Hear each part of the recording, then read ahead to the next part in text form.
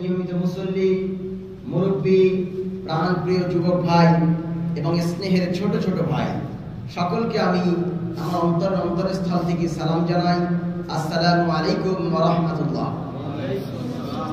সম্মানিত ভাইরা, আজকে আমরা এখানে বসেছি সিরাতুন নবী সম্পর্কে আলোচনা করতে। একটা হচ্ছে মিলাদুন নবী, আরেকটা হচ্ছে সিরাতুন নবী। মিলাদ মানে হচ্ছে জন্ম। মিলাদুন নবী আর পৃথিবীতে হবে না। কি বললাম? মিলাদুন নবী আর পৃথিবীতে হবে না। কেন? মুহাম্মদ সাল্লাল্লাহু আলাইহি ওয়াসাল্লামের জন্ম কি আর হবে? হবে না। কিন্তু মিলাদুন নবী না হয়ে সিরাতুন নবী কিন্তু হবে। কারণ মুহাম্মদ সাল্লাল্লাহু আলাইহি ওয়াসাল্লামের যে 63 বছরের জীবন, এই জীবন বৃত্তান্তকেই সিরাত বলা হয়। কি বলা হয়? সিরাত বলা হয়। এই সিরাত, এই জীবন বৃত্তান্ত, এই জীবনের কাহিনী সবটা কিয়ামত পর্যন্ত মানুষ বলবে এবং এই আদর্শ হিসাবে মেনে জীবন ধারণ করবে। জোরে বলুন সুবহানাল্লাহ। আরেকটা হচ্ছে সুরাত আর সিরাত। সুরাত মানে হচ্ছে রাসূলুল্লাহ সাল্লাল্লাহু আলাইহি ওয়াসাল্লামের দেহ মোবারক, অবয়ব, তার চোখ কেমন ছিল, নাক কেমন ছিল, ঠোঁট কেমন ছিল, দাড়ি কেমন ছিল, চুল কেমন ছিল, রূহ কেমন ছিল, হাত কেমন ছিল, বডি কেমন ছিল, কথা কেমন ছিল, এগুলো হচ্ছে সূরাতুন নবী। রাসূল সাল্লাল্লাহু আলাইহি ওয়াসাল্লামের অবয়ব, দেহ বিভিন্ন রকমের বর্ণনা। এটা পৃথিবীর কোনো মানুষ চেষ্টা করলেও হতে পারবে না। তবে আল্লাহ রাব্বুল আমিন যদি চায়, কাউকে যদি রাসূলের সূরাতে বানাতে চান, বানাতে পারেন। এটা আল্লাহর মর্জি। কিন্তু সিরাতুন নবী, গোটা বিশ্বব্যাপী সিরাতুন নবী হচ্ছে মুহাম্মদ সাল্লাল্লাহু আলাইহি ওয়াসাল্লামের জন্মের মাস এই রবিউল আউয়াল মাস। এ নিয়ে 7টা মতভেদ আছে। কটা? 7টা মতভেদ আছে। এক, রাসূল সাল্লাল্লাহু আলাইহি ওয়াসাল্লাম 2 তারিখে জন্মগ্রহণ করেন রবিউল আউয়ালের। অনেকে আবার বলতে পারে একদিন পরে কি নতুন তথ্য বলছেন হুজুর? আরে ভাই, পড়াশোনা করো, পড়াশোনা করলেই তো পাবে। 7টি মতভেদ আছে। 1, রবিউল আউয়াল মাসের 2 তারিখে। 2, রবিউল আউয়াল মাসের 4 তারিখে। 3, রবিউল আউয়াল মাসের 8 তারিখে। 4, রবিউল আউয়াল মাসের 10 তারিখে। 5, রবিউল আউয়াল মাসের 12 তারিখে। 6, রবিউল আউয়াল মাসের 22 তারিখে। 7, রমজানুল মুবারকের 2 তারিখে। সুবহানাল্লাহ বলেন। সুবহানাল্লাহ। কটা বললাম? 7টা। কিন্তু অধিকাংশ মুফাসসির আলাইহির রহমান এবং ঐতিহাসিকদের মত হচ্ছে রাসূলুল্লাহ সাল্লাল্লাহু আলাইহি ওয়াসাল্লাম 12 রবিউল আউয়াল অথবা 9 রবিউল আউয়াল, 8 রবিউল আউয়াল অথবা 2 রবিউল আউয়াল জন্মগ্রহণ করেছেন। সুবহানাল্লাহ একবার বলেন। সুবহানাল্লাহ। আমরা বুঝলাম কেউ যদি বলে এই রবিউল আউয়াল মাসটা রাসূলের জন্মের মাস, তাহলে ভুল হবে না। কি হবে না? ভুল হবে না। কারণ এই মাসের মধ্যে কোন একটা তারিখে বিশ্বনবী মুহাম্মদ রাসূলুল্লাহ সাল্লাল্লাহু আলাইহি ওয়াসাল্লাম গোটা বিশ্বের রহমত স্বরূপ প্রেরিত হয়েছেন। জোরে বলুন সুবহানাল্লাহ। আল্লাহ রাব্বুল আলামিন বলেন, পৃথিবীর মানব মণ্ডলী শোনো, এ বিশ্ব চলাচল যখন অন্ধকারে ডুবেছিল, মূর্খতায় যখন ডুবেছিল, নারীর কোনো সম্ভ্রম ছিল না, নারীর কোনো মর্যাদা ছিল না, শ্রমিকের কোনো মর্যাদা ছিল না, গরিবের কোনো মর্যাদা ছিল না, ইয়েতিমের কোনো মর্যাদা ছিল না। গোটা বিশ্বের মানুষ মানুষের উপরে পশুর মতো আচরণ করত, নারীদের প্রতি অকথ্য নির্যাতন করত। যদি তারা রোগাক্রান্ত হয়, ঘর থেকে তাদেরকে বাহির করে দেওয়া হতো। ছোট্ট কন্যা সন্তান যদি নারী সন্তান জন্মগ্রহণ করে, তাকে জ্যান্ত মাটিতে পুঁতে ফেলা হতো।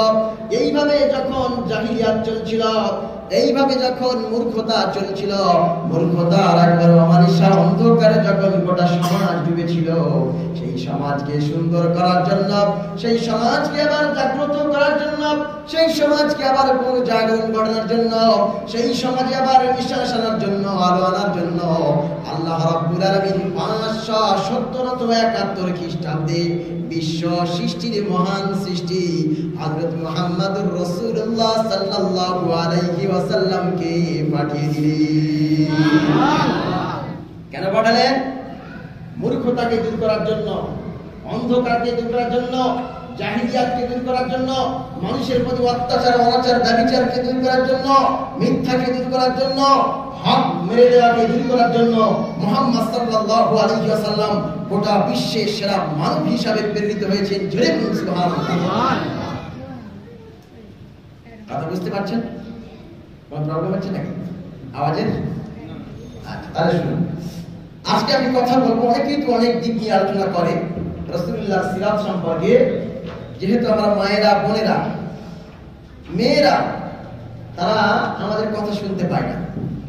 দুর্ভাগ্যজনক ভাবে হলেও আমরা তাদেরকে মোবাইল দিয়েছি, কিন্তু বক্তব্য শোনানোর মতো সুযোগটা তাদের দিই।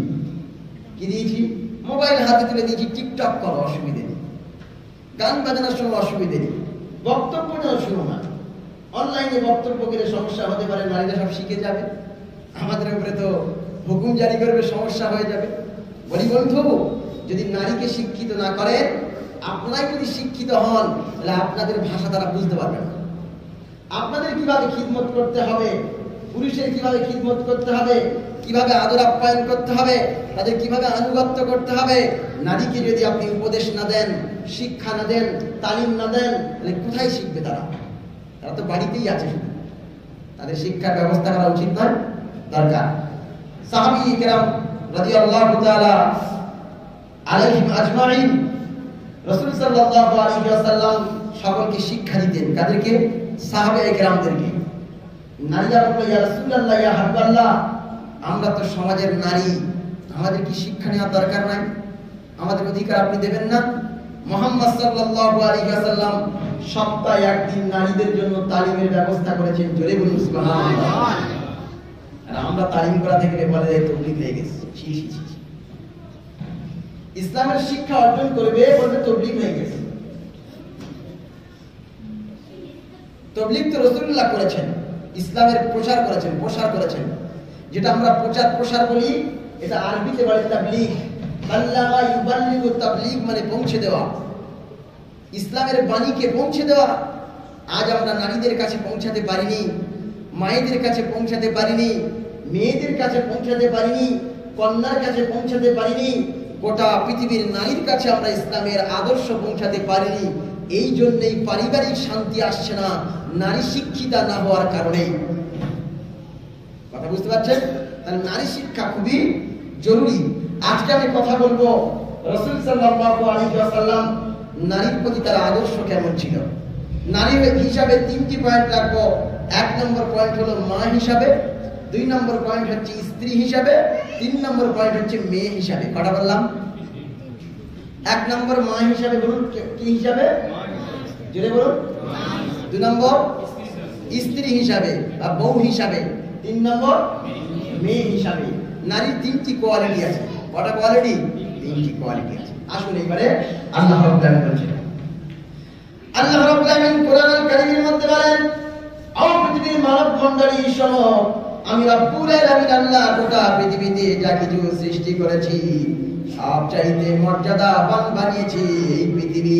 আমি আল্লাহ আমার পরে মর্যাদাবান হচ্ছে এই জাতির নারীরা, মায়েরা। বলে বলুন সুবহানাল্লাহ। আমার পরে মর্যাদা হলো মায়ের। কার মর্যাদা? মায়ের মর্যাদা। রাসূল সাল্লাল্লাহু আলাইহি ওয়াসাল্লামকে জিজ্ঞাসা করা হলো, ইয়া রাসূলুল্লাহ, ইয়া হাবিবাল্লাহ, হুজুর খিদমত করব কাকে? আমরা খিদমত করব কাকে? সঙ্গে সঙ্গে মুহাম্মদুর রাসূলুল্লাহ সাল্লাল্লাহু আলাইহি ওয়াসাল্লাম বললেন, তোমার মাকে। আবার বললেন, ইয়া রাসূলুল্লাহ, তারপরে কাকে? তারপরে রাসূল সাল্লাল্লাহু আলাইহি ওয়াসাল্লাম বললেন, তোমার মাকে। আবার সাহাবী জিজ্ঞাসা করলেন, কাকে খিদমত করব? আবার বললেন, তোমার মাকে। আবার চারবার জিজ্ঞাসা করলেন, ইয়া রাসূলুল্লাহ, তারপরে কাকে? মুহাম্মদ সাল্লাল্লাহু আলাইহি ওয়াসাল্লাম বললেন, তোমার পিতাকে। জোরে বলুন সুবহানাল্লাহ। মায়ের মর্যাদা 3 গুণ বাড়িয়ে দিলেন, 3 গুণ।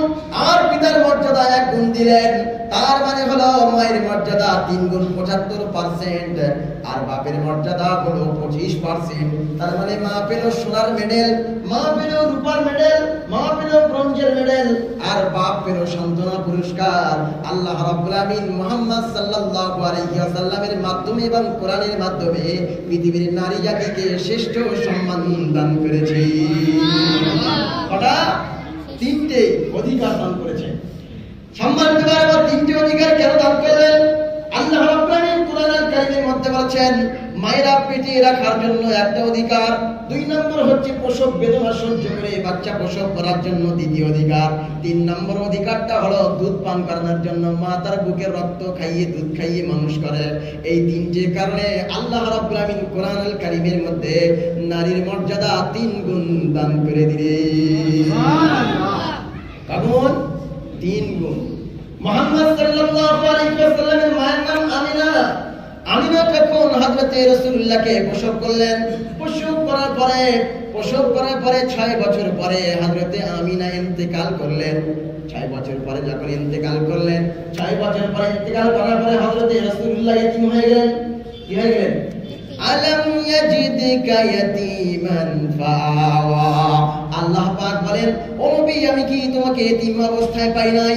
আর এতিম অবস্থায় পাওয়ার পরে আমি তোমাকে সেরা শেল্টার দিয়েছি, আশ্রয় দান করে দিয়েছি।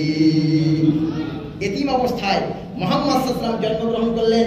মায়ের স্নেহ ভালোবাসা কি ভালো করে পেয়েছেন? পাইনি। মায়ের ভালো করে মর্যাদা দিতে পারেননি, মায়ের অধিকার আদায় করতে পারেননি। মুহাম্মদ সাল্লাল্লাহু আলাইহি ওয়াসাল্লাম মায়ের মর্যাদা দিচ্ছেন। মুহাম্মদ সাল্লাল্লাহু আলাইহি ওয়াসাল্লাম এক জায়গায় বসে আছেন, সাহাবীদেরকে নিয়ে বক্তব্য পেশ করছেন। হঠাৎ করে দেখা গেল দূর থেকে একজন বৃদ্ধা নারী আসছে, বয়স্ক নারী, বয়োবৃদ্ধ নারী আসছে। মুহাম্মদ সাল্লাল্লাহু আলাইহি ওয়াসাল্লাম দাঁড়িয়ে গেলেন। দাঁড়িয়ে যাওয়ার পরে বৃদ্ধা যখন কাছে আসলো, বৃদ্ধাকে হাত ধরে নিজের ঘাড়ের রুমালটা খুলে ওই মাটির উপরে বিছিয়ে দিলেন, বালির উপরে বিছিয়ে দিলেন। বালির উপরে বিছিয়ে দেওয়ার পরে হযরতে আম্মাজি হালিমাতুস সাদিয়াকে বসতে দিলেন। দুধমা হালিমা যখন বৃদ্ধা হয়ে গেলেন, তারপরে যখন মুহাম্মদ সাল্লাল্লাহু আলাইহি ওয়াসাল্লামের কাছে আসলেন, দুধমা হালিমাকে সম্মান দেওয়ার জন্য নিজের ঘাড়ের রুমাল মোবারককে নিয়ে মাটিতে বিছিয়ে দিলেন। দেওয়ার পরে হযরতে হালিমাকে বসতে দিলেন। জোরে বলুন সুবহানাল্লাহ। হালিমাকে বসতে দেওয়ার পরে যার যতটুকু প্রয়োজন, তার যতটুকু প্রয়োজন সবটাই তিনি দিলেন। এবং একজন সন্তান তার মায়ের প্রতি যেমন অধিকার, যেমন কিছু দেওয়ার দরকার, সবটাই দিয়ে তাকে ধন্য বানিয়ে দিলেন। জোরে বলুন সুবহানাল্লাহ। মুহাম্মদ সাল্লাল্লাহু আলাইহি ওয়াসাল্লাম মায়ের অধিকার দিয়েছেন। কার? মায়ের অধিকার। আরেকজনের নাম শুনবেন, উম্মে আইমান। কি বললাম? মুখস্থ করেন, উম্মে আইমান। রাসূল সাল্লাল্লাহু আলাইহি ওয়াসাল্লাম যখন জন্মগ্রহণ করার পরে সবার প্রথমে যিনি কোলে করে নিয়েছেন তার নাম হচ্ছে উম্মে আইমান। তথ্যগুলো মাথায় রাখুন। এখানে টান দেওয়া বক্তব্য আমি করি না, আমি যা করি তথ্য ভিত্তিক বক্তব্য করি, প্রত্যেকটা দলিল এবং এভিডেন্স দিয়ে কথা বলি। এই টান দিয়ে আজকে গোটা সমাজকে ধ্বংস করেছে এক শ্রেণীর ভেকধারী আলেম। তারা এক শ্রেণীর ভেকধারী আলেম ইসলামকে মানুষের কাছে এস্টাবলিশ করেনি, ইসলামকে মানুষের কাছে ফ্লাশ করেনি। ইসলামের ললিত বাণী, ইসলামের ললিত কথাগুলো, ইসলামের সুন্দর সুন্দর কথাগুলো মানুষের কাছে অ্যাপ্লাই করেনি বলে আজ সমাজে, রাষ্ট্রে, পরিবারে সব জায়গায় অশান্তির বাতাবরণ চলছে।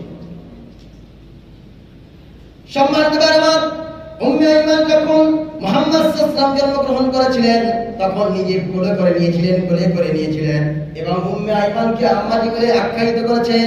মুহাম্মদ সাল্লাল্লাহু আলাইহি ওয়াসাল্লাম উম্মে আইমানকে মা বলে আখ্যায়িত করেছেন। যখন মুহাম্মদ সাল্লাল্লাহু আলাইহি ওয়াসাল্লাম হযরতে খাদিজার সঙ্গে বিবাহ বন্ধনে আবদ্ধ হয়, উম্মে আইমানের বয়স তখন ছিল প্রায় অর্ধ বয়স, হাফ বয়সে যখন মুহাম্মদ সাল্লাল্লাহু আলাইহি ওয়াসাল্লাম হযরতে খাদিজার সঙ্গে বিয়ে করলেন, উম্মে আইমানকে অন্য একটি জায়গায় বিবাহ দিলেন। বিবাহ দেওয়ার পরে তার স্বামী ইন্তেকাল করলো। তার স্বামী উম্মে আইমানের স্বামী ইন্তেকাল করেছে। উম্মে আইমানের স্বামী যখন ইন্তেকাল করেছে, মুহাম্মদ সাল্লাল্লাহু আলাইহি ওয়াসাল্লাম দেখলেন যে তিনি অর্ধ বয়সী, আমার মা তুল্য, আমার মায়ের মতো, তাকেও একটা বিবাহের ব্যবস্থা করা উচিত। তিনি কি করলেন? তিনি এই কাজ করলেন যে সাহাবীদেরকে ডাকলেন, ডেকে বললেন, ও আমার সাহাবীরা, শোনো, একজন জান্নাতি নারী আছে। ওই জান্নাতি নারী হচ্ছে বিধবা, তার স্বামী নাই। সেই জান্নাতি নারীকে যে ব্যক্তি বিবাহ করবে, আল্লাহ তার সঙ্গে তাকেও জান্নাত দিয়ে ধন্য বানাবে।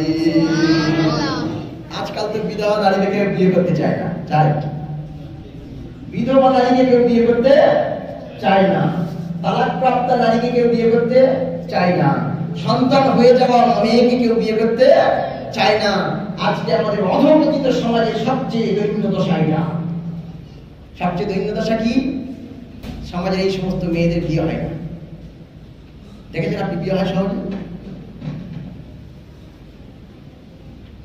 সম্মানিত ভাই আমার, উম্মে আইমানকে বিয়ে করলেন কে জানেন? রাসূল সাল্লাল্লাহু আলাইহি ওয়াসাল্লামের পালক পুত্র হযরত যায়েদ, একবার সুবহানাল্লাহ বলেন। রাসূল সাল্লাল্লাহু আলাইহি ওয়াসাল্লামের পালক পুত্র যায়েদ ইবনে হারিসা। যায়েদ ইবনে হারিসা হাত তুলে বললেন, ইয়া রাসূলুল্লাহ, ইয়া হাবিবাল্লাহ, হুজুর আমি হযরত উম্মে আইমানকে বিয়ে করব। জোরে বলুন সুবহানাল্লাহ। হযরত উম্মে আইমানকে বিয়ে করলেন। বিয়ে করার পরে মুহাম্মদ সাল্লাল্লাহু আলাইহি ওয়াসাল্লাম বললেন, ও যায়েদ তুমি জান্নাতি। জোরে বলুন সুবহানাল্লাহ। যায়েদ কি জান্নাতি? অনেক সাহাবীর নাম, কোন সাহাবীর নাম কোরআনুল কারীমের মধ্যে স্পষ্ট নাম আসে নাই। কার নাম এসেছে বলেন তো? যায়েদের নাম এসেছে। কার নাম? একবার সুবহানাল্লাহ বলবেন না? সুবহানাল্লাহ। আবু বকরের নাম আসে নাই, ওমরের নাম আসে নাই, উসমানের নাম আসে নাই, আলীর নাম আসে নাই, জুবাইরের নাম আসে নাই, অন্যান্য ৫ জন সাহাবীর নামের মধ্যে কারো নাম আসে নাই। কিন্তু হযরত রাসূলুল্লাহ সাল্লাল্লাহু আলাইহি ওয়াসাল্লামের পালক পুত্র যায়েদের নাম আল্লাহ কোরআনে ঢুকিয়ে দিয়ে যায়েদকে যেন জান্নাতি হিসেবে ঘোষণা দিলেন। জোরে বলুন সুবহানাল্লাহ। মায়ের মর্যাদা দিয়েছেন কে? রাসূলুল্লাহ। মায়ের মর্যাদা দিয়েছেন রাসূলুল্লাহ। এই মর্যাদা আছে সমাজে? সমাজে মায়ের মর্যাদা আছে? মা ভিক্ষা করতে যায়, মা লোকের বাড়ি কাজ করতে যায়, আর আমি বিশাল হুজুর সেজে ঘুরে বেড়াই, মাস্টার, ডাক্তার আর ব্যারিস্টার সেজে ঘুরে বেড়াই, সমাজের মোস্তান সেজে ঘুরে বেড়াই, আর আমার মা পথে পথে ভিক্ষা করে এনে আমার বাড়িতে এনে সে আলাদা খায়। চিন্তা করার বিষয়। আমরা কোন ইসলামে বসবাস করি? কোন ইসলাম ধর্ম পালন করি? সম্মানিত ভাই আমার, মায়ের মর্যাদা দিয়েছেন রাসূলুল্লাহ, মায়ের মর্যাদা দিয়েছেন আল্লাহ রাব্বুল আলামিন। আল্লাহ পাক রাব্বুল আলামিন রাসূল বলেন, ও পৃথিবীর মায়েরা শোনো, পৃথিবীর মানুষেরা শোনো, পৃথিবীর সমস্ত পুরুষের পায়ের নিচে জুতার মাটি, পৃথিবীর সমস্ত পুরুষের পায়ের নিচে জুতার কি মাটি, কিন্তু পৃথিবীর সব মায়ের পায়ের নিচে সন্তানদের জন্য জান্নাত দিয়েছি। তার মানে হলো জান্নাতের চাইতে মায়ের পায়ের তলাটা বেশি বেশি দামি, জান্নাতের চাইতে মায়ের পায়ের তলাটা বেশি দামি। এই জন্য বললাম আমাদের জন্য তো জান্নাত, কিন্তু আল্লাহ রাব্বুল আলামিন রাসূল বলেন ওই জান্নাতকে তুলে এনে আমি আল্লাহর নবী বলছি আল্লাহ মায়ের পায়ের নিচে ঢুকিয়ে দিয়েছি। তার মানে কি? তার মানে তুমি যদি তোমার মায়ের খিদমত করো, তোমার মায়ের ভালোবাসো, তাহলে তুমি জান্নাতে যাবে। আর যদি না ভালোবাসো, তাকে সেইভাবে যদি আদর যত্ন আপ্যায়ন আর খিদমত না করতে পারো, তাহলে তুমি জাহান্নামে যাবে বেটা। তার দলিল কোথায়? দলিল বিশ্বনবী মুহাম্মদ সাল্লাল্লাহু আলাইহি ওয়াসাল্লাম বলেন, হুমা জান্নাতুক ওয়া নারুক, তোমার পিতামাতা তোমার জন্য জান্নাত ভালো কাজ করলে, আর তোমার পিতামাতা তোমার জন্য জাহান্নাম যদি তাদের সঙ্গে খারাপ ব্যবহার করো। আল্লাহ রাব্বুল আলামিন কত সেনসিটিভ ভাবে বলছেন, ওয়ালা তাকুল লাহুমা উফফিন ওয়ালা তানহারহুমা ওয়া কুল লাহুমা কাওলান কারীমা। আল্লাহ রাব্বুল আলামিন বলেন, ওয়ালা তাকুল লাহুমা উফফিন, তোরা তোদের মায়ের সামনে একবার উপশব্দ ব্যবহার করবি না, অকুল লাহুমা কাওলান কারীমা, তাদের সামনে নরম নরম ব্যবহার করবি, নরম ব্যবহার করবি, কথা ভালোভাবে বলবি, সম্মানসূচক ব্যবহার করবি, সম্মানসূচক আচরণ করবি। আর তোর মায়ের সামনে উপশব্দ ব্যবহার করবি না। মানে কি? মায়ের খিদমত করতে গিয়ে উফ বাবা কষ্ট হয়ে গেল, আর তোর মা যেন তোর অবস্থা দেখে উপশব্দ না করে, তোর ব্যবহার দেখে যেন উপশব্দ না করে। যদি উপশব্দ করে তোর সমস্ত আমলগুলো বাতিল হয়ে যাবে। মা কি গোটা পৃথিবীর বীর যদি একজনের জন্য দোয়া করে, অন্য সাইডে যদি নামাজের পাটিতে বসে একজন মা তার সন্তানের জন্য দোয়া করে, খোদার কসম করে বলছি পীরের দোয়া কবুল হতে পারে, নাও পারে, এর কোনো সিওরিটি নাই, এর কোনো সিওরিটি নাই। আল্লাহ রাব্বুল আলামিন রাসূল বলেছেন ৩ জন ব্যক্তির দোয়া কবুল হয় কারেন্টের মতো, ৩ জন ব্যক্তির দোয়া কবুল হয় কোনো পর্দা ছাড়াই আল্লাহর আরশে পৌঁছে যায়। তার মধ্যে প্রথম নম্বরে তার মা। জোরে বলুন সুবহানাল্লাহ। হ্যাঁ, বুলেট মিস হতে পারে। একজন যোদ্ধা বন্দুক দিয়ে কি করে?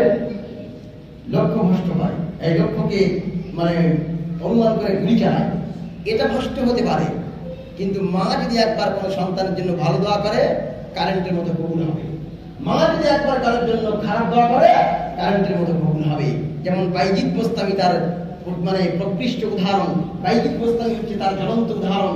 তার মা তার জন্য দোয়া করেছেন, আল্লাহ তারে পীরদের সম্রাট বানিয়ে সুলতানুল আরিফিন বানিয়েছেন। জোরে বলুন সুবহানাল্লাহ। কি বুঝলেন? তাহলে মায়ের খিদমত করতে হবে না? হবে না? আপনি কি কোনদিন শুনেছেন কোন আলেমের মা বৃদ্ধাশ্রমে আছে? কোন আলিমের মা বৃদ্ধাশ্রমে আছে এই কথা কোনদিন শুনেছেন আপনারা? শোনেননি? কোন আলিমের মা বৃদ্ধাশ্রমে যায় না, কারণ এদের ভিতরে ধর্মীয় জ্ঞান আছে, তাই হয়তো রূঢ় ব্যবহার করতে পারে, আছে এরকম অযোগ্য আলিম মায়ের সঙ্গে খারাপ ব্যবহার করতে পারে, কিন্তু বৃদ্ধাশ্রমে পাঠায় না। কিন্তু আমি মাস্টারের মাকে দেখেছি, আমি ডাক্তারের মাকে দেখেছি, আমি উকিলের মাকে দেখেছি, আমি ব্যারিস্টারের মাকে দেখেছি, আমি বিচারপতির মাকে দেখেছি, আমি রাজনীতিবিদের মাকে দেখেছি, আমি সমাজনীতিবিদের মাকে দেখেছি। এই সামাজিকতা, এই সাধারণ যারা জ্ঞানী শিক্ষিত হয়, এরা তার মায়ের মর্যাদা বোঝে না, এই জন্য তো তারাই বৃদ্ধাশ্রমে পাঠায় তাদের মাকে। মনে রাখতে হবে, ঘুটে পড়ে গোবর হাসে, ও ঘুটে তোর একদিন আসে। তার মানে আজকে তুমি তোমার মাকে বৃদ্ধাশ্রমে পাঠালে, কালকে তোমার দিন তো বাকি আছে। अभी तो बाकी है, अभी तो बाकी है, जरा गौर से सुन लीजिए। সম্মানিত ভাই আমার, তাহলে মুহাম্মদ সাল্লাল্লাহু আলাইহি ওয়াসাল্লাম মায়ের প্রতি কত রকম হাদিস দিয়েছেন, হাদিস দিয়ে বর্ণনা করেছেন। মায়ের মর্যাদা আল্লাহর উপরে আর পৃথিবীর সকল মানুষের উপরে। আল্লাহ রাব্বুল আলামিন বলেন, ও পৃথিবীর মানুষেরা, ওয়াকফিদ লাহুমা জানাহাল যুল্লি মিনার রাহমাতি ওয়া কুর রাব্বিরহামহুমা কামা রাব্বায়ানি সাগীরা। ওয়াকফিদ লাহুমা, তোমার বাবা মায়ের জন্য রহমতের ডানা বিছিয়ে দাও, তাদেরকে সব সময়ের জন্য শেল্টার করো, তাদেরকে সব সময়ের জন্য তোমার দয়ার ডানার ভিতরে রেখে দাও। তাদের প্রয়োজনগুলো মিটাও, রাতের প্রয়োজন মিটাও, দিনের প্রয়োজন মিটাও, তাদের যা কিছু প্রয়োজন হয় সবটাই মিটাও। তারা যেন বলতে পারে আমার কারো দরকার নাই, আমার ইমরান আনোয়ার আছে মানে আর কারোর প্রয়োজন নাই। সে তার দুই হাত দিয়ে আমি ইমরানের মা আমাকে এসে শেল্টার দেবে। যদি বলেন সুবহানাল্লাহ, কি করবে? শেল্টার দেবে। একজন মা যেন বিশ্বাস করে যে আমার একটা সুন্দর একটা ছেলে আছে, সে আমাকে খিদমত করবে বয়সন্তি পারে, কারণ আমি তাকে ইসলামিক শিক্ষা দিয়েছি, মানবতার শিক্ষা দিয়েছি, মনুষ্যত্বের শিক্ষা দিয়েছি, সে আমার সঙ্গে খারাপ ব্যবহার করতে পারবে না। আর কি তোর মা যদি মরে যায় এবং জীবিত থাকে, তোর মায়ের জন্য সব সময় দোয়া করবি, তোর মায়ের জন্য সব সময় দোয়া করবি, ওয়াকুর রাব্বিরহামহুমা কামা রাব্বায়ানি সাগীরা। তোর মায়ের জন্য সব সময় দোয়া করবি, ও আল্লাহ আমার মা যেমন আমাকে তার স্নেহের করে লালন পালন করেছে, পেটে ধারণ করেছে, প্রসব করেছে, দুধ পান করিয়ে বড় করেছে, আর দুধ পান করিয়ে বড় করার পরে আমাকে স্নেহের করে লালন পালন করেছে, ওই মা বাপকে তুমি তোমার রহমতের করে লালন পালন করো। কে আল্লাহ শেখালেন দোয়া? এ আল্লাহর শেখানো দোয়া তো আমরা সমাজে বলি না, আমরা সমাজে গজল বলছি না, ঘন্টার পর ঘন্টা গজল বলছে, গজল বলছে না, গজল বলছে আল্লাহ। কি বলছে? গজল না গজল। আরে ভাই 15 মিনিট 20 মিনিট পেয়েছে একটা হাদিস বলবো, একটা কোরআন বলবো, মানুষকে শিক্ষা দেবো, মানুষকে সঠিক পথে আসার আহ্বান করবো। যদি 20 মিনিট 1 ঘন্টা ধরে যদি গজল হয়, তাহলে কি করে সমাজ শিখবে? হ্যাঁ, সমাজ কি করে শিখবে বলেন? তাহলে মায়ের প্রতি মুহাম্মদ সাল্লাল্লাহু আলাইহি ওয়াসাল্লামের মর্যাদা এবং তার সম্মান, তার আদর্শকে তুলে ধরেছেন রাসূলুল্লাহ সাল্লাল্লাহু আলাইহি ওয়াসাল্লাম। এইবার একটু বলবো স্ত্রী সম্পর্কে। আমার মায়েরা যারা কানকে পেতে শুনছেন, একটু মনোযোগ দিয়ে শুনুন। আমি আপনাদের জন্যই বক্তব্য করছি, আমার ভাইদের বাপেদের সামনে বসিয়ে রেখে। সম্মানিত ভাই আমার, আল্লাহ রাব্বুল আলামিন সূরা নূরের মধ্যে বলছেন, ওয়া মিন আয়াতিহি আন খালাকা লাকুম মিন আনফুসিকুম আজওয়াজান লিতাসকুনু ইলাইহা ওয়া জাআলা বাইনাকুম মাওয়াদ্দাতান ওয়া রাহমাহ। আল্লাহু আকবার।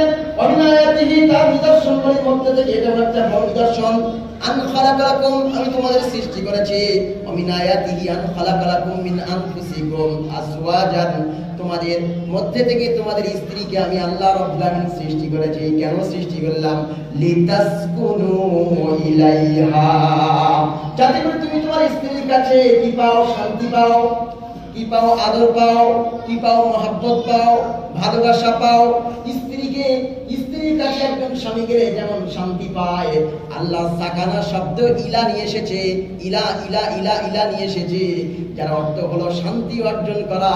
একজন স্বামী তার স্ত্রীর কাছে শান্তি অর্জন করার জন্য আমি আল্লাহ রাব্বুল আলামিন তার থেকেই তার স্ত্রীকে সৃষ্টি করেছি। জোরে বলুন সুবহানাল্লাহ। আগে স্ত্রীকে সৃষ্টি করেছি। যখন যৌবনকাল থাকে তখন স্ত্রীকে তার স্বামী ভালোবাসে, আদর করে, স্নেহ করে, মায়া করে, মহব্বত করে। আর যখন বয়স হয়ে যায়, বয়স হয়ে যাওয়ার পরে আল্লাহ বলেছেন সেটা রহমতে পরিণত হয়ে যায়। সুবহানাল্লাহ বলে। কি রহমত? কি রহমত? একজন বুড়ো আর একজন বুড়ি, সরি যারা কেউ রাগ করেন না, একজন বৃদ্ধ একজন বৃদ্ধা, একজন বয়স্ক একজন বয়স্কা, এইটা হয়ে যায়।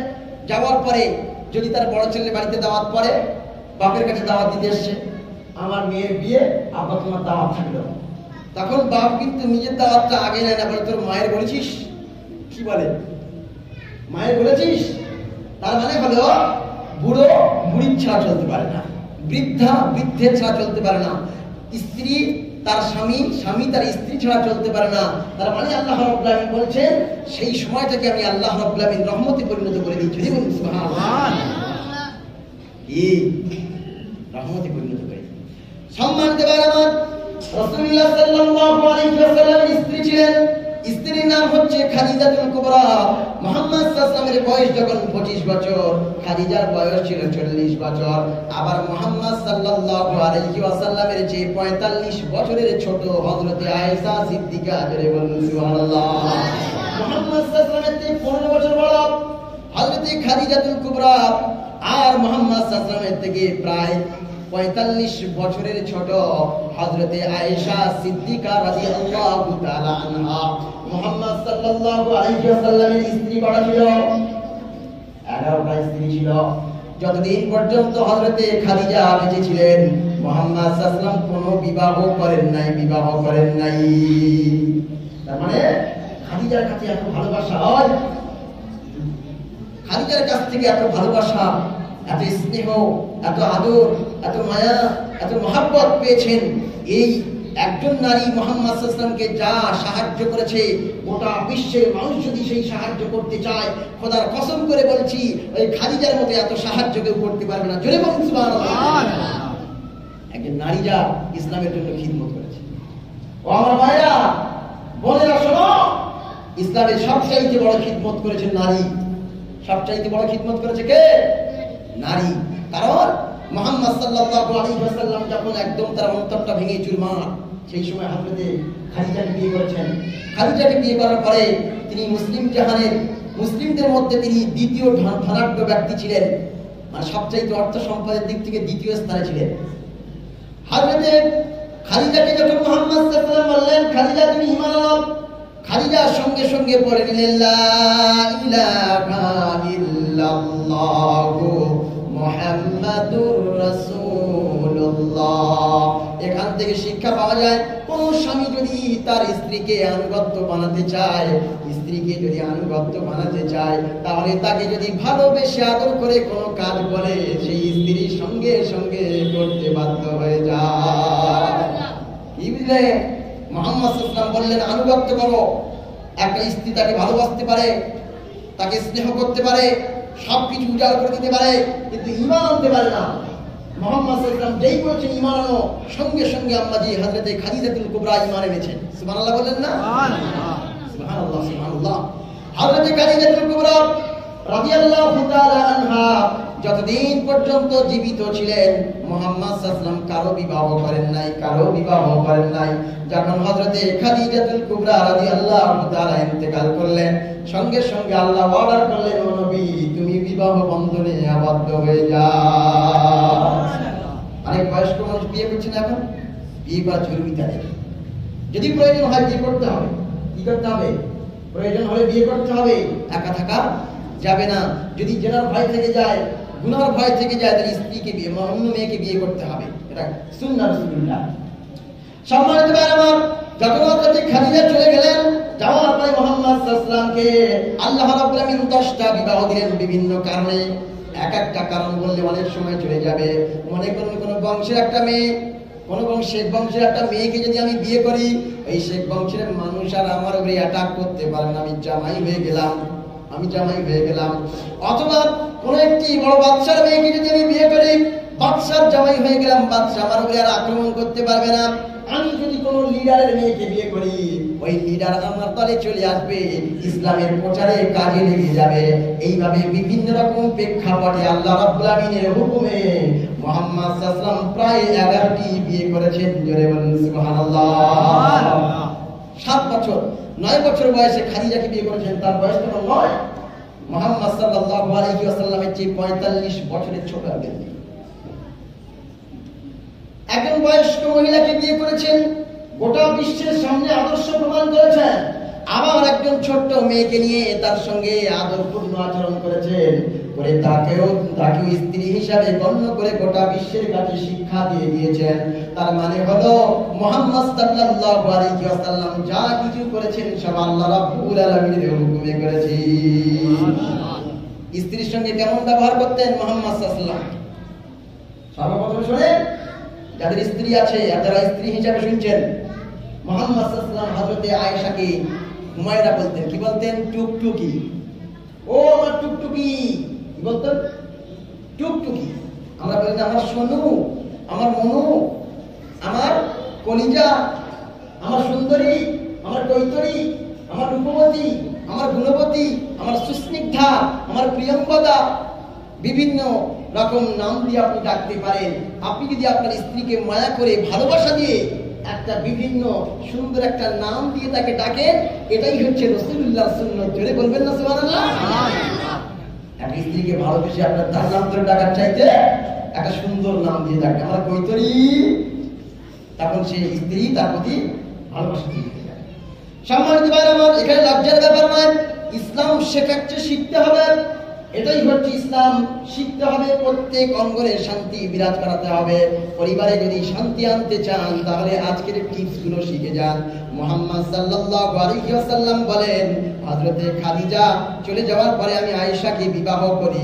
আয়েশাকে বিবাহ করার পরে মুহাম্মদ সাল্লাল্লাহু আলাইহি ওয়াসাল্লাম বলছেন, আমার যে 45 বছরের ছোট্ট একজন মেয়েকে আমি বিবাহ করেছি। কত বছরের ছোট? 45 বছরের। একটা বয়স্ক আর একটা ছোট, দুজনে অ্যাডজাস্ট হয়? অ্যাডজাস্ট হয়। কি করে অ্যাডজাস্ট করলেন? রাসূল সাল্লাল্লাহু আলাইহি ওয়াসাল্লাম যেমন নাম ধরে ডাকলেন, এইবার বললেন, শোনো আয়েশা, ইয়া রাসূলুল্লাহ বলুন, তুমি পানি খেলে না? জি ইয়া রাসূলুল্লাহ। কিসে গ্লাসে পানি খেয়েছো? তা দাও, ওই গ্লাসটা আমাকে দাও। দেওয়ার পরে হযরতে আয়েশা যেখান থেকে ঠোঁট লাগিয়ে পানি পান করেছেন, মুহাম্মদ সাল্লাল্লাহু আলাইহি ওয়াসাল্লাম আয়েশার প্রতি ভালোবাসা দেখানোর জন্য সেখান থেকেই ঠোঁট দিয়ে পান করেছেন। জোরে বলবেন না সুবহানাল্লাহ? মুহাম্মদ সাল্লাল্লাহু আলাইহি ওয়াসাল্লাম বসে আছেন, হযরতে আয়েশাও বসে আছেন। কি করছেন? হযরতে আয়েশা একটা হাড্ডিওয়ালা গোশত ছিঁড়ছেন। কি দিয়ে? দাঁত দিয়ে। হাড়ওয়ালা গোশত যখন ছিঁড়ছেন, যেখান থেকে ছিঁড়ে তিনি খেয়েছেন, মুহাম্মদ সাল্লাল্লাহু আলাইহি ওয়াসাল্লাম বললেন, আয়েশা এবার আমাকে দাও। মুহাম্মদ সাল্লাল্লাহু আলাইহি ওয়াসাল্লাম সেই হাড্ডি যেখান থেকে আয়েশা ছিঁড়েছেন সেখান থেকেই ছিঁড়ে চিবিয়ে খেলেন। সুবহানাল্লাহ বলবেন না? সুবহানাল্লাহ। ইয়ার সম্মানিত ভাই আমার, মুহাম্মদ সাল্লাল্লাহু আলাইহি ওয়াসাল্লাম বললেন, আয়েশা রে, রাত হয়েছে, সন্ধ্যে শোন আয়েশা, আমার লাল টুকটুকি আয়েশা শোন, লাল টুকটুকি আয়েশা চলো একটু খেলা করে নি। এইবার রাসূল সাল্লাল্লাহু আলাইহি ওয়াসাল্লাম আম্মা আয়েশার সঙ্গে খেলা করবেন, দৌড় প্রতিযোগিতা। রাতের বেলা উঠে হযরতে আয়েশা আর মুহাম্মদ সাল্লাল্লাহু আলাইহি ওয়াসাল্লাম দৌড় করলেন। দৌড় করার পরে মুহাম্মদ সাল্লাল্লাহু আলাইহি ওয়াসাল্লাম শানওয়ালা, মানওয়ালা, বুদ্ধিমান মানুষ, গোটা বিশ্বের সেরা মানুষ, হযরতে আয়েশাকে প্রথমবারে জিতিয়ে দিলেন। জোরে বলুন সুবহানাল্লাহ। দুজনে যখন দৌড় প্রতিযোগিতা করলেন, আয়েশা সিদ্দিকা কম বয়সী নারী মুহাম্মদ সাল্লাল্লাহু আলাইহি ওয়াসাল্লামের আগে একদম দুর্বার গতিতে আগে চলে গেলেন এবং আগে ফিরে আসলেন। মুহাম্মদ সাল্লাল্লাহু আলাইহি ওয়াসাল্লামের চেয়ে হযরতে আয়েশা আগে যাওয়ার কারণে হযরতে আয়েশাকে জিতিয়ে দিলেন। আর মুহাম্মদ সাল্লাল্লাহু আলাইহি ওয়াসাল্লাম বললেন, আয়েশা তুমি আজকে আমার কাছে জিতে গিয়েছো। জোরে বলুন সুবহানাল্লাহ। কি ছিল তার পারিবারিক জীবন? পারিবারিক জীবন তো আমরা বলি না, কানে হাত দিয়ে টান মেরে দিই আলহামদুলিল্লাহ। সম্মানিত ভাই আমার, আবার একটু কিছুদিন সময় গেল, সময় যাওয়ার পরে মুহাম্মদ সাল্লাল্লাহু আলাইহি ওয়াসাল্লাম বলছে আয়েশা রে চল চল চল, আজকে আবার একবার দৌড় প্রতিযোগিতা হয়ে যাক। মুহাম্মদ সাল্লাল্লাহু আলাইহি ওয়াসাল্লাম আয়েশাকে নিয়ে আবার দৌড় প্রতিযোগিতায় গেলেন।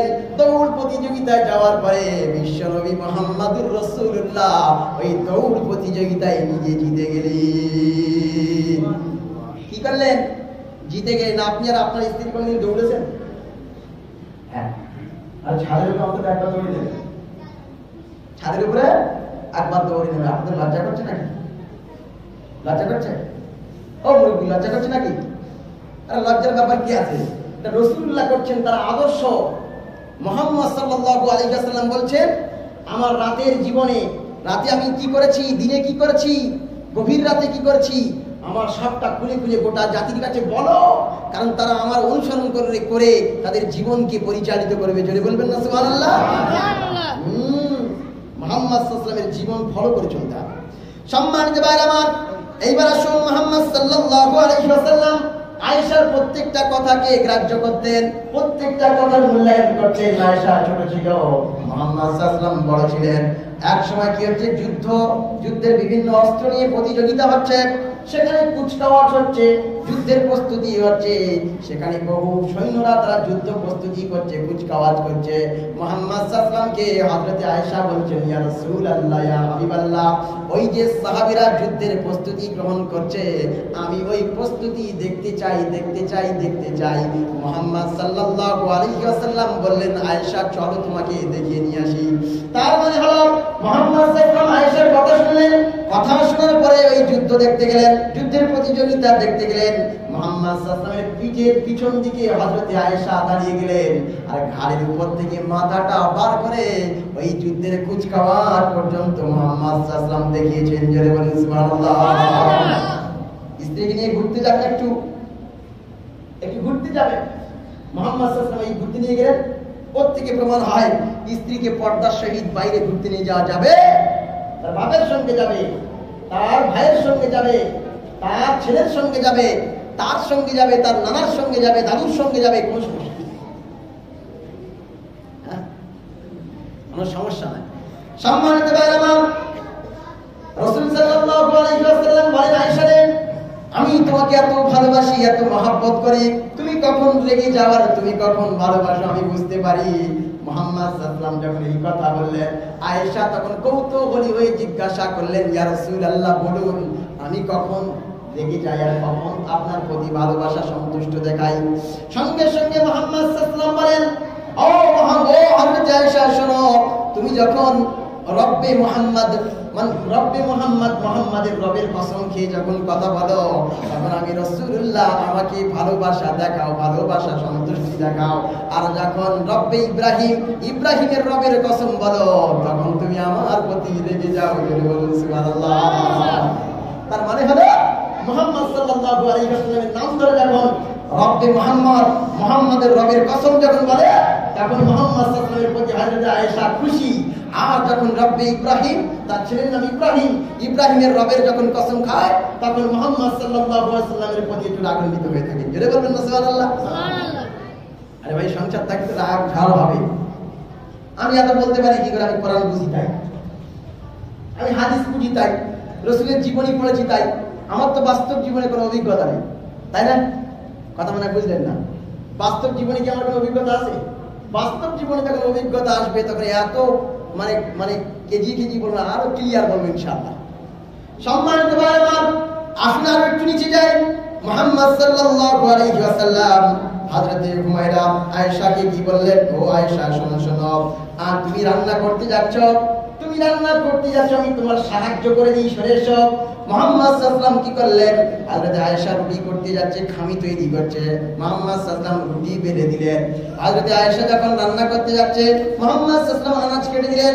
হযরত আয়েশা যখন উনানে আগুন ধরাতে পারছেন না, মুহাম্মদ সাল্লাল্লাহু আলাইহি ওয়াসাল্লাম উনানে আগুনটাও ধরিয়ে দিলেন। তার মানে হলো, স্বামীর চাইতে স্ত্রী যদি কম বয়সী হয়, যদি কাজ না পারে, তাহলে স্বামী যেন তাকে সাহায্য করে। জোরে বলুন সুবহানাল্লাহ। কার কথা বলছে এগুলো? এগুলো কার কথা বলেন? মুহাম্মদুর রাসূলুল্লাহ সাল্লাল্লাহু আলাইহি ওয়াসাল্লামের কথা বলছি। এটা কোনো আমার দাদু আর নাতির কথা নয়, দাদু নানির গল্প নয়, এটা সেই মুহাম্মদুর রাসূলুল্লাহ সাল্লাল্লাহু আলাইহি ওয়াসাল্লামের কথা। সুবহানাল্লাহ বলবেন না? সুবহানাল্লাহ। আরেকবার বলেন সুবহানাল্লাহ। মুহাম্মদ সাল্লাল্লাহু আলাইহি ওয়াসাল্লাম হযরত আয়েশা রান্না কোনদিন ভুল ধরতেন না, তার দোষ ত্রুটি ধরতেন না, তার দোষ ত্রুটি ধরতেন না। যদি আমাদের কি হয়, রান্নায় লবণ কম হয়ে যায়, বিভিন্ন রকমের গাল দিয়ে, বাপ মা তুলে গাল দিয়ে, আছে না নাই? এরকম নেই মনে হয়? কি রান্না করেছিস ড্যাশ করে ফেলে দিল। আবার কি খাই, কোন জিনিসের ঝাল হলে এত ঝাল তোর কে বললো? আবার কি কেউ যদি তেল কম দেয়, মশলা কম দেয়, তোর বাপের বাড়িতে টাকা নিয়ে আসছি নাকি আমার টাকায় রান্না করবি? এইরকম বিভিন্ন রকমের কথা বলেন ভাই। এই জন্য আপনাদের পরিবারের শান্তি নাই। শান্তি যদি আনতে হয় 1400 বছর আগে মুহাম্মদ সাল্লাল্লাহু আলাইহি ওয়াসাল্লামের জীবনীকে ফলো করুন, তাহলে সমাজে, রাষ্ট্রে, পরিবারের শান্তি বিরাজ করবে। জোরে বলুন সুবহানাল্লাহ। কি মুহাম্মদ সাল্লাল্লাহু আলাইহি ওয়াসাল্লাম স্ত্রীদেরকে কোনদিন গালি দেন নাই, কোনদিন চোখ রাঙান নাই, কোনদিন তাদের গায়ে হাত তোলেন নাই। সুবহানাল্লাহ বলতে পারেন না? সুবহানাল্লাহ। মুহাম্মদ সাল্লাল্লাহু আলাইহি ওয়াসাল্লাম তার তো 9 জন স্ত্রী ছিলেন, 9 জনকে কন্ট্রোল করেছেন, 9 জনকে কন্ট্রোল করেছেন। আমরা তো 2 জন স্ত্রীকে কন্ট্রোল করতে পারি না, পারি না। আবার রাগ দেখাই, মারি, রাগ ঝাল দেখাই, ঘর থেকে বার করে দিই, পেটাই, গরুর মতো পেটাই, অমানুষের মতো পেটাই। রাসূলুল্লাহ বলছেন, ওই জাতির জন্য আমার লজ্জা লাগে যে জাতি তার স্ত্রীকে মারে আবার রাতের বেলা কাছে। হ্যাঁ, সেটা আমার পরম স্নেহ, পরম আদরের, পরম সুখে, তাকে মারবেন আবার কাছে যাবেন কেন?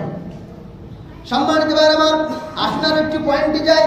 সম্মানিত ভাই আমার, আল্লাহ রাব্বুল আলামিন মুহাম্মদ সাল্লাল্লাহু আলাইহি ওয়াসাল্লামকে অনুসরণযোগ্য আদর্শ বানিয়েছেন। রাসূলুল্লাহ সাল্লাল্লাহু আলাইহি ওয়াসাল্লাম যত রকম কাজ হযরতে আয়েশা পারতেন না, রাসূলুল্লাহ নিজে করে দিতেন।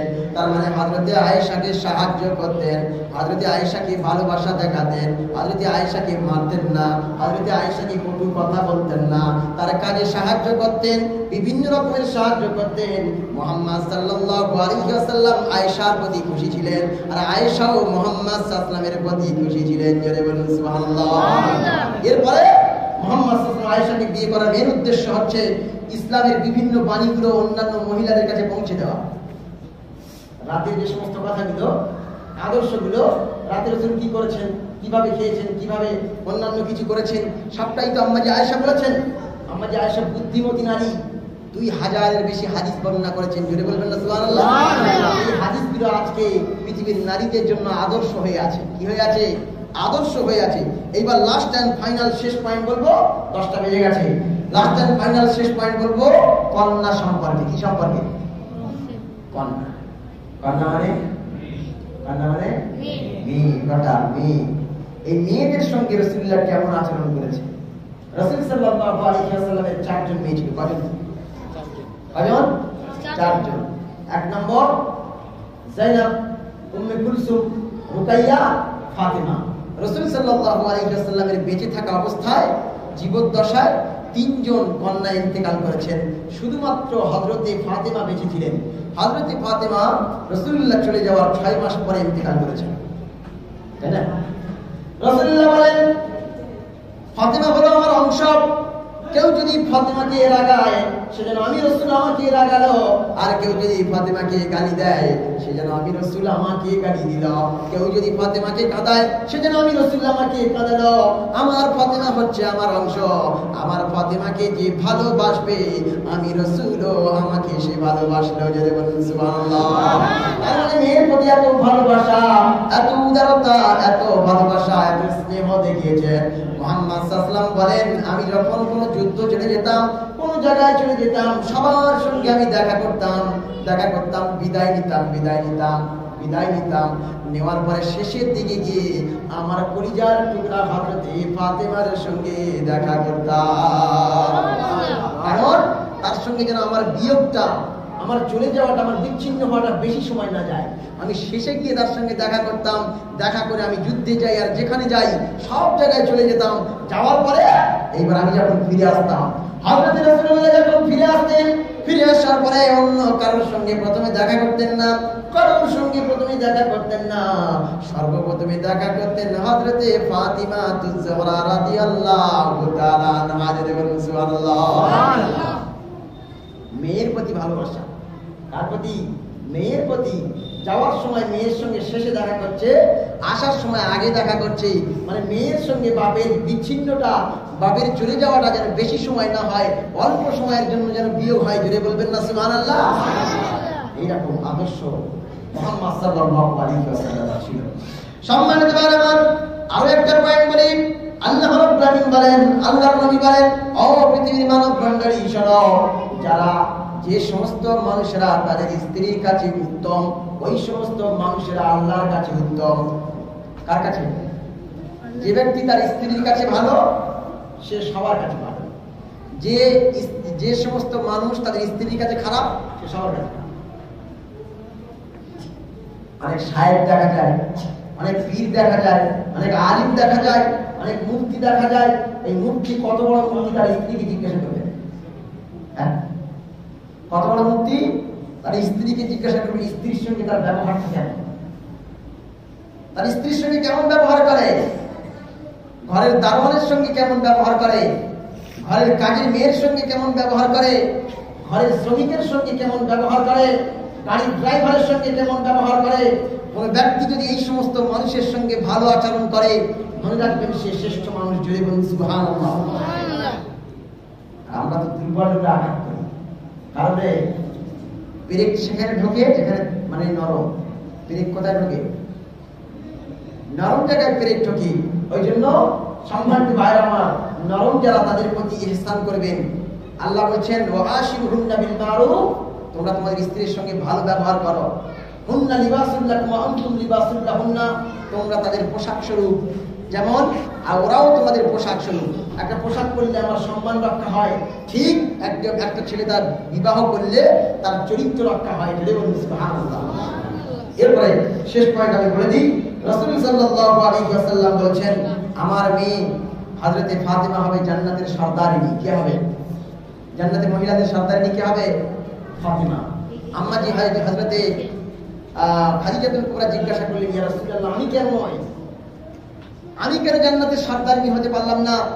আমি তো আপনাকে সেন্টার দিয়ে আসছি, আমার ধন সম্পদ সব দিয়ে দিয়েছি আপনার জন্য। আমি ওই হেরা গুহায় বারবার যেতাম আর আসতাম, আমি বহু কাজ করেছি আপনার জন্য, ইসলামের জন্য। আমি কেন জান্নাতের সর্দারিনী হতে পারলাম না? রাসূল সাল্লাল্লাহু আলাইহি ওয়াসাল্লাম বললেন, খাদিজা শোনো, তুমি 40 বছরের পর থেকে ঈমান এনেছো, আর আমার হযরতে ফাতিমার জন্ম নেওয়ার পরেই ঈমান এনেছি। জোরে বলুন সুবহানাল্লাহ। তার আমলের বহর বেশি, তার আমলের বহর বেশি।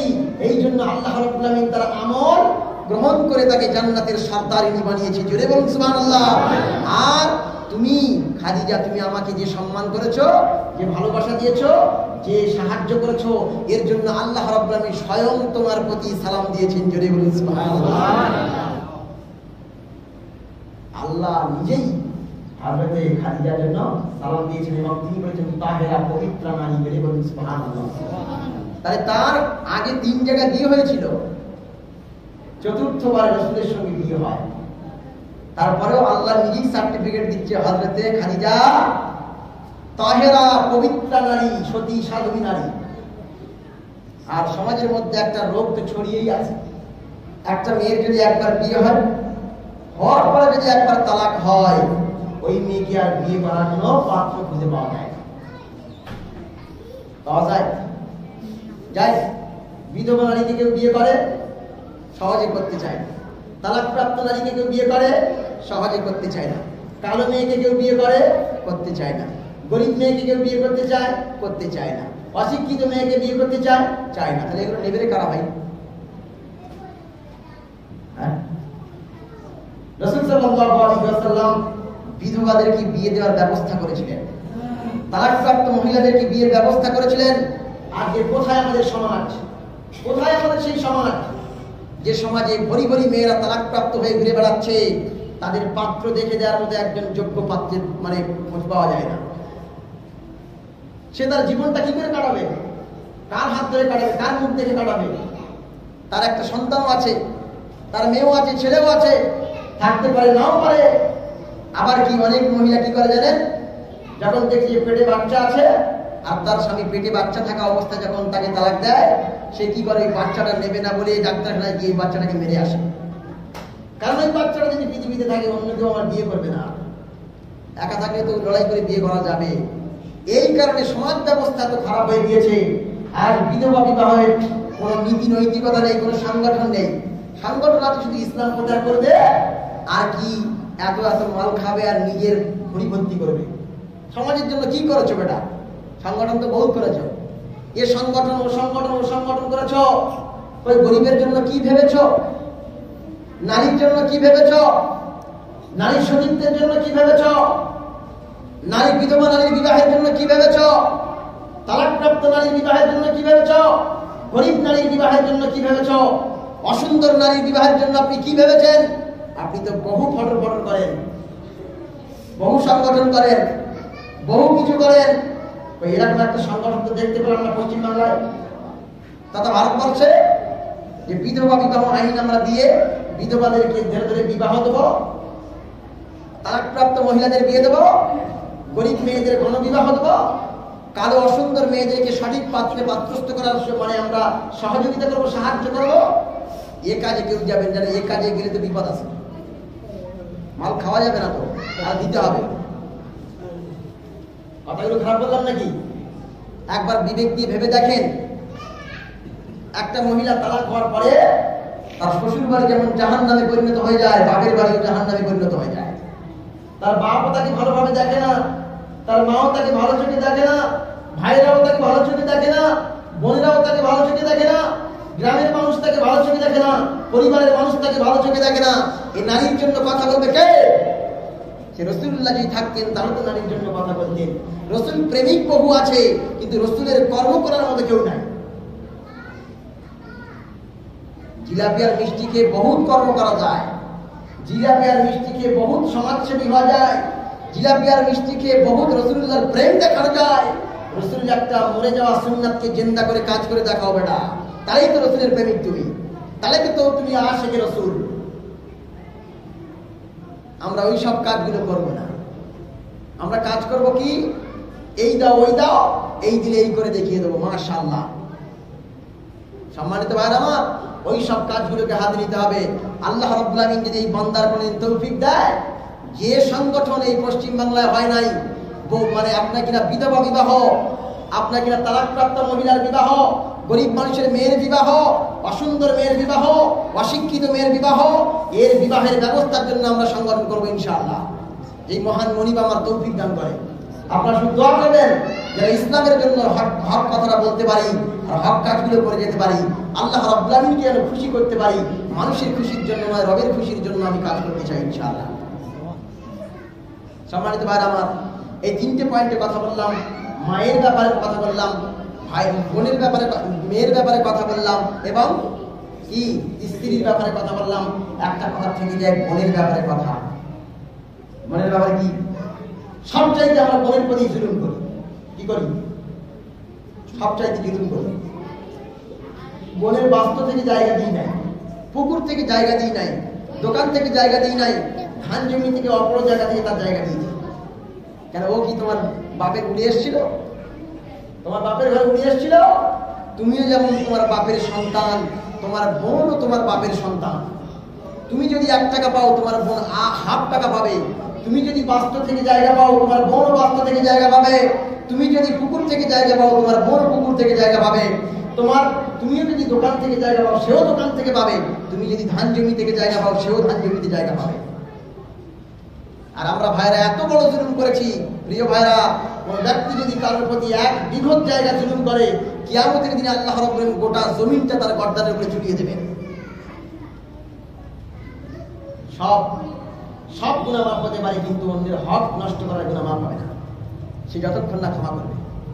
আর বহু মায়ের বোনেরা তার ভাইদের কাছ থেকে চোখের পানি নিয়ে চলে যায়, ভাইদের কাছ থেকে চোখের পানি নিয়ে চলে যায়।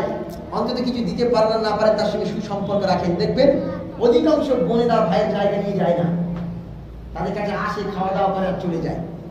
খুব গরিব হলে, অসহায় হলে তারা ভাইয়ের কাছ থেকে বাপের জায়গা, মায়ের জায়গা নিয়ে যায়। রে ভাই, বোনেদের মতো এত বড় দয়ালু আর পৃথিবীতে আছে বলে আমার জানা নাই মহিলাদের মধ্যে। আবার অনেক বোন আছে ইনসাফ করে না। ওই জন্য আমার সমাজের মধ্যে দেখতে হবে কোনটা সবচেয়ে খারাপ চলছে। খারাপ চলছে একটা ওই বিয়ের ব্যাপারে, তালাকপ্রাপ্ত নারী, বিধবা নারী বা অন্যান্য নারীর ব্যাপারে, আর এই সম্পদ হরণের ব্যাপারে ভাই তার সম্পদ কি করেছে, লুণ্ঠন করেছে, নিয়ে নিয়েছে, বেনামি করে দলিল করে নিয়েছে, জুলুম করে নিয়েছে, তারপর কি দুটো একটা শাড়ি দিয়ে সই করিয়ে নিয়েছে। বোনটা একটু মাথা খারাপ মতো, তা ভাই ডেকেছে, আমার বোন এসছে, বোনটা মাথা খারাপ মতো একটু ভালোবাসা দেখিয়েছে, একটু খাসির গোস্ত, হ্যাঁ একটু খাসির গোস্ত নিয়ে এসেছে, আর একটু ইলিশ মাছ নিয়ে এসছে, আর একটু দই মিষ্টি দিয়ে ভালো করে খাইয়ে দিয়ে একটা বিশাল তাতে শাড়ি দিয়েছে। দেওয়ার পরে বলছে বোন এখানে সই কর। বোন মনে করে আমার ভাই একটা সই করবে, হয়তো ও সই করা প্র্যাকটিস করবে, কিন্তু বোন ভালোবাসা এসেছিল, ভাই কি করিয়েছে, সেই দলিলের উপরে সই করে নিয়েছে। কি করিয়েছে? দলিলের উপরে সই করে নিয়ে তারপরে সুন্দর করে উপরে হেডিং লিখে দিল, আমি 5 বিঘে জমি আমার ভাইয়ের নামে লিখে দিলাম, আর নিজে সইটা আমার বোন ফিরোজা খান। আল্লাহ মনে হয় দেখেন না, এই জুলুমের বিচার মনে হয় হবে না। আল্লাহ রাব্বুল আলামিন কিয়ামতের দিনে এক জায়গায় হাদিসে সেই জুলুমের বিচার সর্বপ্রথম করবেন। ওই জন্য প্রিয় ভাইরা, বোনেরা, আমার কথা যারা শুনতে পাচ্ছেন তাদেরকে আমি বলি, আপনারা যদি কোনো বোনের হক নষ্ট করে থাকেন, ওই হকটাকে বেঁচে থাকা অবস্থায় ফিরিয়ে দেন। আর কিছু কিছু বাপ আছে এমন শয়তান, তাদেরকে শয়তান বলতে হয় এই জন্য, ভাইয়ের নামে সব জায়গা লিখে দিয়েছে, ছেলের নামে সব জায়গা লিখে দিয়ে আর মেয়ের মাথায় হাত বুলিয়ে বলল, আমার মনি আমি চলে যাচ্ছি হজ করতে, আল্লাহর রাস্তায় আমার মাফ করে দিস। মাফ? তুমি হাজি হয়ে এসছো, যাও, উজুন পালিশ করবে তোমাকে। তুমি মেয়ের হক নষ্ট করে ভাইয়ের দাও, মেয়ের হক নষ্ট করে ছেলের দাও, যাও, তোমার ব্যবস্থা করে দেবে আল্লাহ। সম্মানিত ভাই আমার, আমি ওইখানে বলতে চাই, মানে কড়াভাবে বলতে চাই না, যারা বোনের মানে অর্থ সম্পদ এখনো দেন নাই, তাদের অধিকার অনুযায়ী আপনি দিয়ে দেন। আল্লাহ কোরআনে যেভাবে মানে হিসাব দিয়েছেন সেইভাবে আপনারা হিসাব করে দিয়ে দেন, তাহলে আল্লাহ রাব্বুল আলামিন আপনাদের সম্পদেও বৃদ্ধি করবেন, আপনাদের মর্যাদাও বৃদ্ধি করবেন, আপনাদের সকল ক্ষেত্রে আল্লাহ রাব্বুল আলামিন রহমত দান করবেন এবং পরকালে আপনাদেরকে জান্নাত দিয়ে ধন্য বানাবেন। জোরে বলুন সুবহানাল্লাহ। যাই হোক, সম্মানিত ভাই আমার, এই বিশ্বনবীর আদর্শ সম্পর্কে কথা বলতে গিয়ে নারীর উপরে কথা বলেছি। সবসময় তো আমরা পুরুষের উপরে কথা বলি না, সবসময় তো পুরুষের বক্তব্য শোনাই। প্রতি জুম্মার দিনে আমরা পুরুষের বক্তব্য শোনাই বিভিন্ন গুরুত্বপূর্ণ বিষয়ের উপরে। আমি এসেছি প্রায় 4 বছর হলো, 200 থেকে 220টা বক্তব্য দিয়েছি, প্রত্যেকটা আলাদা পয়েন্টের উপরে। আপনারা বক্তব্য শুনেছেন, কিন্তু আমার মায়েরা কি একটা পয়েন্ট শুনেছে? জুম্মার দিনের বক্তব্য কি তারা শুনেছে? তাদের শোনা উচিত নয়? এর জন্য আপনারা কি ব্যবস্থা করছেন? এর জন্য কি তালিমের ব্যবস্থা করেছেন? নারীদের কোনো তালিমের ব্যবস্থা, নারীদের কোনো শিক্ষার ব্যবস্থা, নারীদের কোনো ইসলামিক শিক্ষার ব্যবস্থা, নারীদের কোনো পারিবারিক শিক্ষার ব্যবস্থা, নারীদেরকে এই ব্যবস্থা করেন নাই বলেই আজকে আমাদের মায়েরা, বোনেরা, মেয়েরা তারা পিছিয়ে পড়েছে। স্বামীর খিদমত কিভাবে করতে হয় জানে না, বাপের খিদমত কিভাবে করতে হয় জানে না, বাড়িতে কিভাবে থাকতে হয় জানে না, বাড়ির বাইরে গেলে কিভাবে পর্দা করতে হয় জানে না, এছাড়া বাইরের লোক আসলে তার সঙ্গে কেমন আচরণ করতে হবে, দুলাভাই আসলে তার সঙ্গে কেমন আচরণ করতে হবে, বোনাই আসলে তার সঙ্গে কেমন আচরণ করতে হবে, এসব ইসলামিক শরিয়া অনুযায়ী জানি না, যেটা আমরা নিজে জানি এটাই শরিয়া বলে বলি।